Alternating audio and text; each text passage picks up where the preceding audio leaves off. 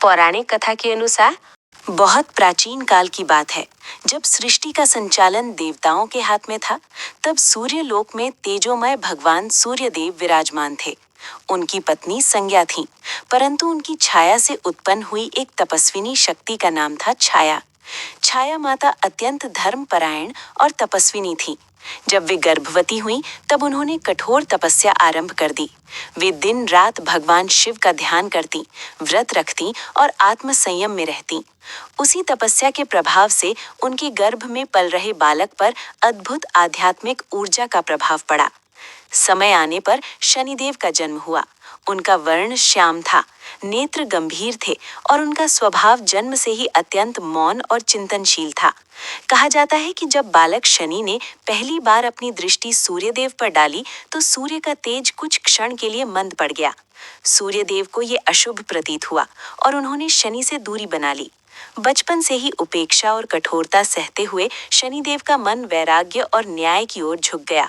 उन्होंने सोचा कि संसार में सबसे बड़ा सत्य कर्म है और हर प्राणी को अपने कर्मों का फल अवश्य मिलना चाहिए। युवावस्था में शनिदेव ने घोर तपस्या की। वे वर्षों तक एक पैर पर खड़े होकर भगवान शिव का ध्यान करते रहे। उनकी तपस्या से तीनों लोक कंपित हो उठे। अंततः महादेव प्रकट हुए और बोले, वत्स शनि, तुम्हारी तपस्या से मैं अत्यंत प्रसन्न हूँ। आज से तुम नवग्रहों में न्यायाधीश कहलाओगे। तुम प्रत्येक जीव को उसके कर्मों का उचित फल दोगे। तुम्हारी गति मंद होगी, परंतु प्रभाव अत्यंत गहरा होगा।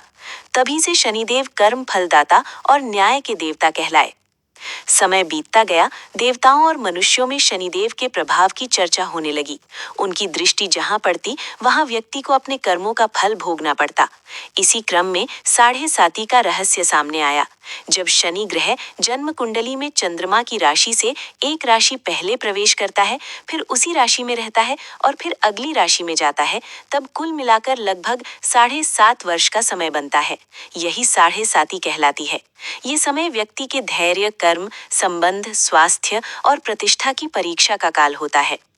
एक बार उज्जैन के पराक्रमी और धर्मात्मा राजा विक्रमादित्य के दरबार में नवग्रहों की महिमा पर चर्चा हो रही थी।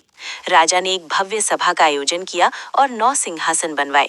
सूर्य, चंद्र, मंगल, बुध, गुरु, शुक्र, राहु और केतु को उच्च स्थान दिए गए, पर शनिदेव को अपेक्षाकृत निम्न स्थान दिया गया। शनिदेव ने इसे अपमान समझा, पर वे मौन रहे। उन्होंने निश्चय किया कि समय आने पर वे राजा को कर्म और न्याय का वास्तविक अर्थ समझाएंगे। कुछ समय पश्चात राजा विक्रमादित्य की 7.5 आरंभ हुई। अचानक राज्य में विपत्तियां आने लगी। शत्रुओं ने आक्रमण किया, खजाना खाली होने लगा, प्रजा असंतुष्ट होने लगी। परिस्थितियां ऐसी बनी कि राजा को अपना राज्य छोड़कर वनवास जैसा जीवन जीना पड़ा। वे भेष बदलकर दूसरे राज्य में पहुंचे और साधारण सेवक की तरह कार्य करने लगे। वहां उन पर चोरी का झूठा आरोप लगा। राजा होते हुए भी उन्हें दंड दिया गया, यहाँ तक कि उनके हाथ कटवा दिए गए। वे असहनीय पीड़ा में भी ईश्वर का नाम जपते रहे और अपने भाग्य को स्वीकार किया। वर्षों तक कष्ट सहने के बाद जब 7.5 का अंतिम चरण समाप्त हुआ, तब शनिदेव स्वयं प्रकट हुए। उन्होंने कहा, राजन, ये दंड नहीं था, ये तुम्हारे पूर्व जन्म के कर्मों का फल था। मैंने केवल न्याय किया है। तुम्हारी सहनशीलता, सत्यनिष्ठा और धैर्य से मैं प्रसन्न हूँ। इतना कहकर शनिदेव ने उनके हाथ पुनः पूर्ववत कर दिए और उन्हें उनका राज्य तथा वैभव लौटा दिया। राजा ने विनम्र होकर शनिदेव से क्षमा मांगी और स्वीकार किया कि वे वास्तव में न्याय के देवता हैं। इसी प्रकार एक और कथा प्रचलित है। जब लंका में रावण का अत्याचार चरम पर था, तब शनिदेव को भी उसने बंदी बना रखा था।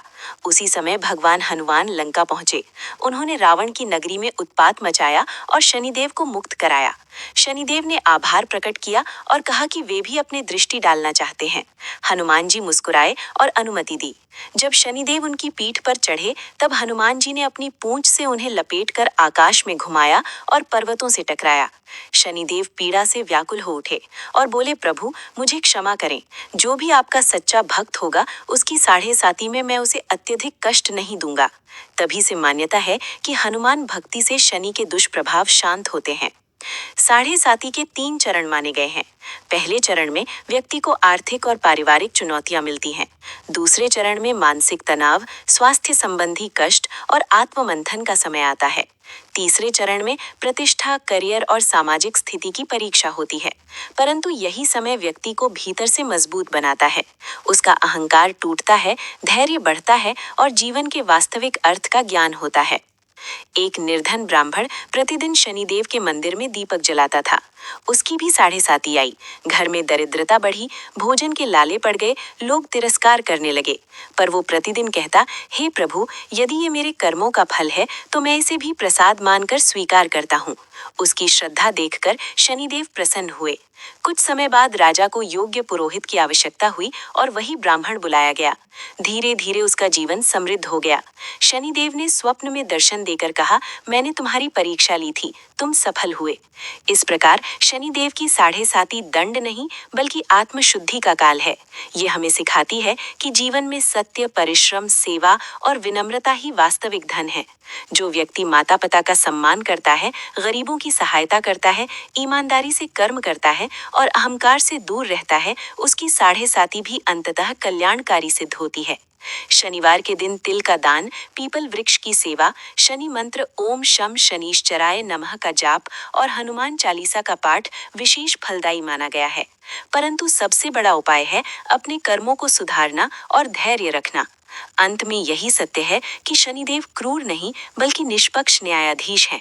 वे राजा और रंक में भेद नहीं करते।